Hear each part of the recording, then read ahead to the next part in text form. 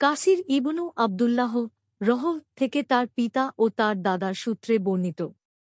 তিনি বলেন, আমি রাসূলুল্লাহ সাল্লাল্লাহু আলাইহি ওয়াসাল্লাম কে বলতে শুনেছি, যে ব্যক্তি আমার মৃত্যুর পরে বিলুপ্ত হওয়া আমার কোন সুন্নাত জীবিত করল, সে তদনুযায়ী আমলকারীদের সমপরিমাণ সওয়াব পাবে এবং তাতে আমলকারীদের সওয়াবের সামান্য হ্রাস পাবে না।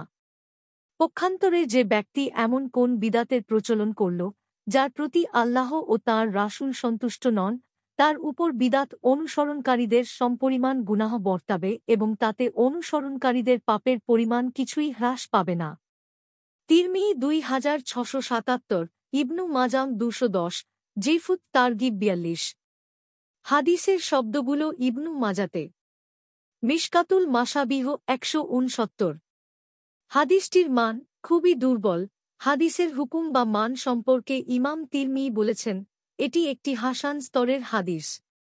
কিন্তু তার এ হুকুমটি প্রত্যাখ্যাত বা ভুল।